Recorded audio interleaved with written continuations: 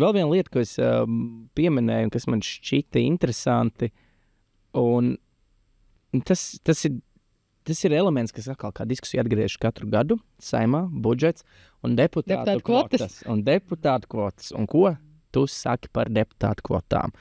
Jo tad, kad Mārs Kučinskis bija premjeras, jums arī bija tāda viena epizode, kur jūs diezgan atrāvāties, tā teikt, no sabiedrības un žurnālistiem kaut kādām nevalstiskiem organizācijām par ļoti lielām iztērētām summām šādi sadalot. Nu jā, man kopumā šķiet, ka tā ir mazāk liederīga naudas tērēšanas forma, deputātu kvotas, jo tas, tiešām, tā kā tu saki, tur, ja to tērē tādiem maziem projektiem, tā ir tāda blatu sistēma, lai nodrošinātu deputātam atbalstu viņa pašvaldībā, pie draugiem vai draudzīgām organizācijām.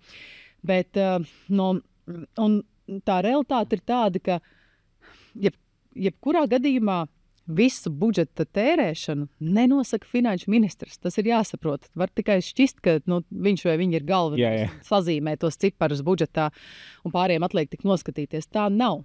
Tā jau ir koalīcija. Tie ir galvenie politiskie spēki, kas savā starpā vienojas par budžeta sadalīšanu. Un ja viņi redzētu, ka patiešām ir kādas iniciatīvas, kas ir svarīgas viņu deputātiem, viņi jau var piedāvāt šādas iniciatīvas, kamēr budžets tiek skatīts valdībā.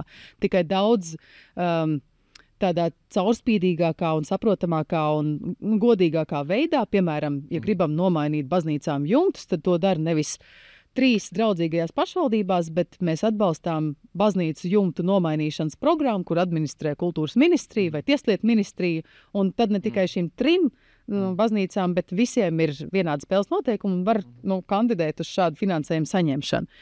Tas būtu kaut kāds tāds ideāls. Jo droši vien jau, protams, jo droši vien tas iebildums nekad jau nav īstenībā bijis par to, ka, viena skola dabū bērnu laukumu. Bērnu laukumu ir ļoti forši.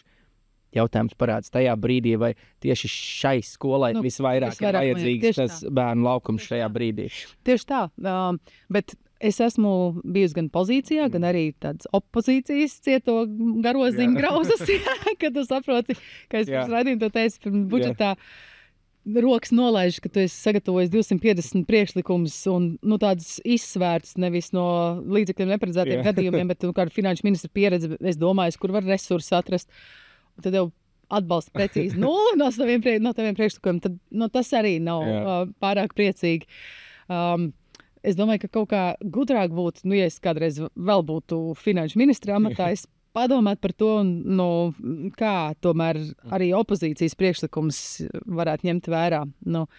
Ko tādu cieņu ir izrādīt cilvēku darbam, vismaz, kur tu redz, kur ir kaut kāda, kur ir kvalitatīvs darbs arī ieguldīts, jo bieži vien jau arī ir tā, ka opozīcijas deputāti arī viņi sadarbojas ar nevalstiskām organizācijām, tās idejas ir labas, un kaut kur varbūt pazudušas ir valdības tajās lielajās cīņās. Es teiktu, ka kādu rezervi ministram vajag turēt kabatā, ejot uz Saeimu, un tā rezerva arī vienmēr ir kabatā. Jautājums ir, kā to izmanto, un tad man patiktu, ka ir tādas lielākas programmas atbalstītas nevis individuāls skolas vai jumti vai celiņi vai laukumi. Jā. Nē, tas ir no žurnālistu viedokļa vienmēr bijis smieklīgi. Man šķiet, ka mēs tagad esam bišķiņ pieauguši politikā nedaudz vairāk par to, ka nav vairs tas līmenis, kurā agrāk tika pieminēts deputātu kvotas un bija parlamentārieši, kurus skatās te pirms, es nekad mūžā neko neesmu dzirdējis, kas tās tāds vispār ir un tādā veidā. Es nezinu, es esmu pārliecināties, tagad paņemtu vēl 20 minūšu laiku un pašķirstītu budžeta apakšprogrammas. Es ļoti labi varētu jau ieraudzīt deputātu kvotas tur. Jau tagad pirms. Mums ir frakciju kvotas bijušas un vēl kas tik ne.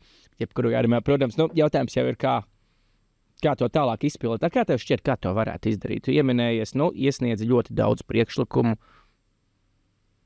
visus noraidīja. Un visticamākais, izņemot kaut kādus atsevišķus dažus, kas arī ir tāda politiskā tradīcija, ka kaut kāds ļoti atsevišķs no opozīcijas vajadzētu atbalstīt. Kurā brīdī ņemt viņus vērā? Viens veids, kā mēs jau arī darījām pirms vienā no mana budžeta laikiem, kad mēs likvidējām tās deputātu kvotas individuālās, mēs jau iepriekš mēģinājām apzināt deputātu priekšlikumus, frakciju priekšlikumus, un tos piedāvāt atbildīgajām nozaru ministrijām. Un tad nozaru ministrijas jau nāca ar saviem priekšlikumiem, piemēram, nevalstisko organizāciju atbalstam. Tai pašai baznīcas programmai, manuprāt, bija līdzīga programma, kur mēs redzējām, ka īsti nevarēs izsprukt no tā, ka deputāti sniegs tādas priekšlikums, tad labāk apkopot tos un uztaisīt kādu atsevišķu apakšprogrammu, tam paredzot nopietnu resursu avotu un dodot iespēju ne tikai šiem atlasītajiem, privileģētajiem, bet arī pārējiem uz to pašu finansējumu pretendēt. Man šķiet, ka tas ir tas veids, kā var to darīt. Jau kamēr valdībā budžets skata, apzināti, ko tad īsti frakcija deputāti varētu gribēt, un tad to kaut kā izvērtēt un sapakot tādā profesionālākā veidā.